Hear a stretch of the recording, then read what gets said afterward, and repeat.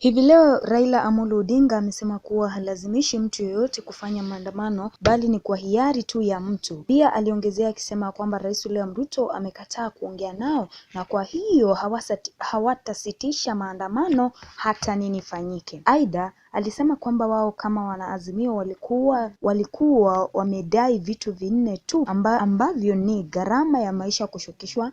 Pili, walitaka kujua ukweli uliopo kuhusu nani aliyeshinda uchaguzi. Alisema pia mahakama ilitoa uamuzi wao lakini ilibidi tu waheshimu uamuzi huo, na kama hawatabadilisha kwa sasa makosa kadhaa basi mwaka wa 2027 bado makosa yatarudiwa. Nikiripotia runinga ya Amaya, jina langu ni Elizabeth Josephat. Maandamano tumelazimishwa kufanya maandamano.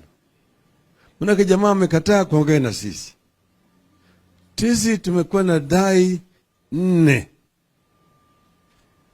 Kwanza tumesema tunataka gharama ya maisha ipunguzwe.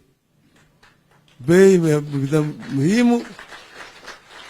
muhimu imepanda sana. Bei ya unga, bei ya mafuta ya kupika, bei ya petroli, bei ya diesel, bei ya sukari,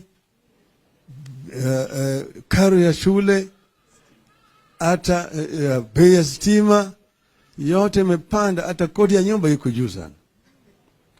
Kwa hivyo tunasema tunataka ipunguzwe. Wahenga walisema ati kibebasho kikivuja nafuu kwa mchukuzi. Kwa hivyo tukasema tunataka ivuje ili tupate nafuu.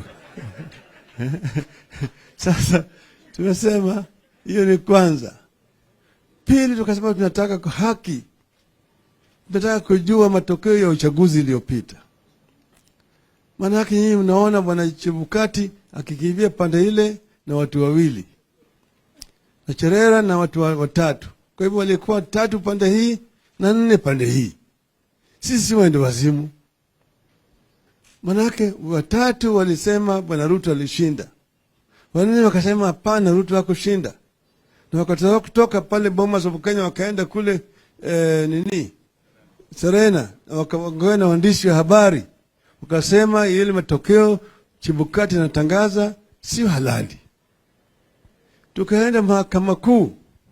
Mahakama kuu wakasema ati wanakubaliana na bwana Chebukati.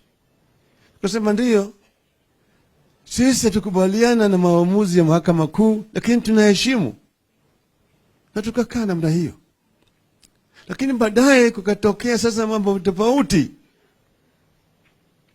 Ukweli imetoka. Kule ambaye anafanya kazi kule ndani akapiga firimbi na akatoa matokeo.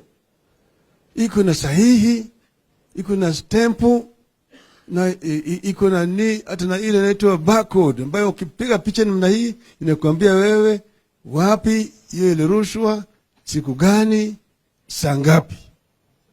Kwa hivyo tumesema hii ushahidi ambayo imetoka ni ushahidi mkubwa sana. Sio tu kwa hii uchaguzi iliyopita, lakini kwa ile uchaguzi ambayo inakuja. Tusiporekebisha yale ambayo yalifanyika mwaka jana, hata mwaka 2027 utarudia yale namna hiyo.